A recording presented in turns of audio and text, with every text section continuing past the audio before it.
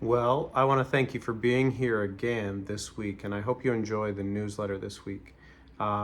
We created this specific topic in response to feedback from previous surveys that we've sent to our readers.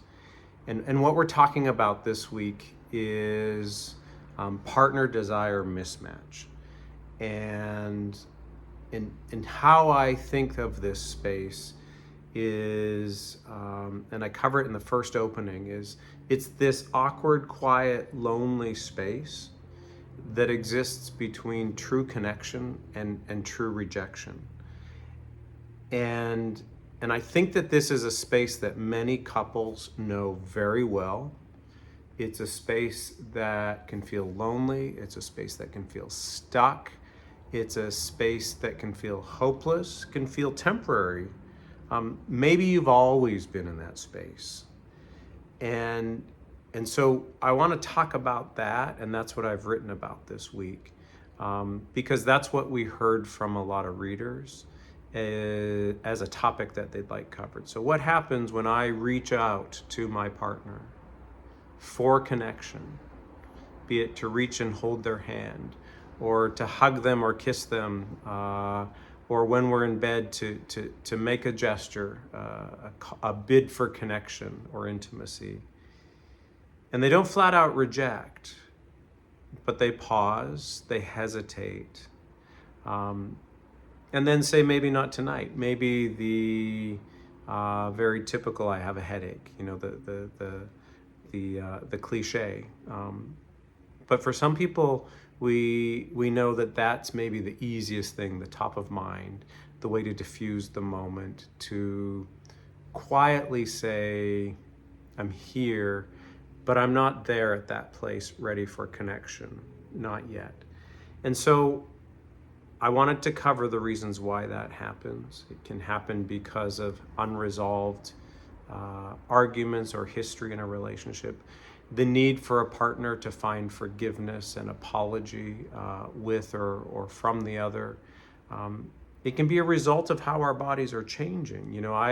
I've written recently about menopause, and of course I write a lot about erectile dysfunction and low libido in men, and I know from my experience that these things create a quiet withdrawal for men and women, and that becomes a bigger thing in a couple. People don't want to put themselves in the face of failure. And so imagine, a woman going through menopause who has pain. It's easier to just say, not tonight, to avoid the intimacy that relates to pain and maybe worsens the connection. Similarly, a man who has historically been able to participate wholly in the sexual relationship with him and his partner, now experiencing erectile dysfunction and not being able to perform in the same way that he once was able to perform. And I know, speaking to thousands of men, that there's that voice inside their head that says, maybe not. Because they don't want to go there, they don't want to be frustrated for themselves, and they don't want to frustrate their partners. Because sometimes what all of that then means is this other dialogue that maybe my partner's not interested in me, and these things become bigger, and they lock us into that gap between connection and rejection. And so in addition to talking about maybe why this happens, I want you, as you read through this article, to reflect on your own relationship and ask yourself, am I there? Am I there all the time, some of the time? And ask yourself, what role might I have in that? What do I need from my partner? What might my partner need from me?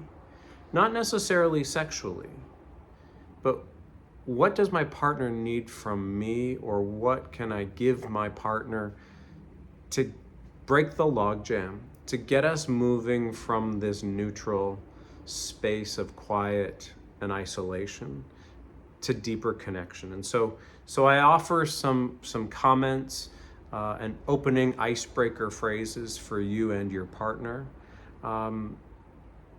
Again, as I always say, this isn't about becoming 30, because the connection at 30, if you've been with your partner for this many years, is maybe different, or the desire and how you want to connect is different than it was then.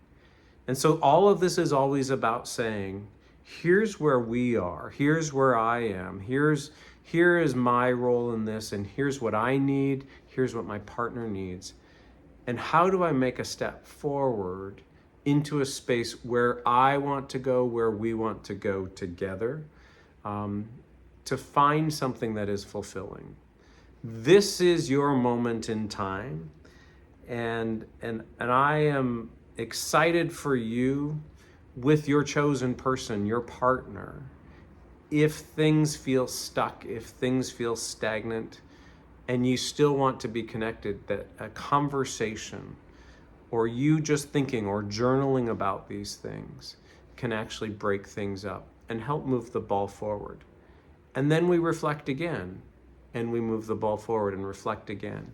It's multiple small actions. We don't have to go from 0 to 60. And sometimes that might happen, but it's not likely going to be a straight line. It may involve a visit to the urologist. It may involve a visit to the OBGYN if your partner's menopausal. It may involve a visit to a marriage counselor. It may involve a discussion. It may involve a road trip out of town overnight. It may involve an apology. It may involve just an acknowledgement, and it probably involves many of these things. So the line won't be straight, but the path, zigzag as it is, we can get ourselves here if we lean in, if we know what's going on, if we reflect, if we name what's going on, and we share that in a space of vulnerability with our partner. Because when we are vulnerable with our partner, we are building closeness. And we have to remember that vulnerability takes safety. And so if our partner is being vulnerable with us, we need to offer them that space of safety, free of judgment, lean with an open mind and an open heart and a willingness to hear the other side of the story, how things are perceived with their lens. And we have to believe that their experience is also important. It's not about blame. It's about understanding that the partnership involves two sides of the story. So I hope you enjoy this. We'd love to hear feedback from you. You can email me at james@sexafterretirement.com. Please share this newsletter with friends or family or your partner if you think it would be helpful for them, if they are stuck in that middle space between connection and rejection. And what's in that space, and how do we put some cracks in it to shift to greater connection so that our time with our partners is fulfilling and mutually satisfying for both of us. As always, thank you for being here. Thank you for being a supporter of the Sex After Retirement. Bye-bye.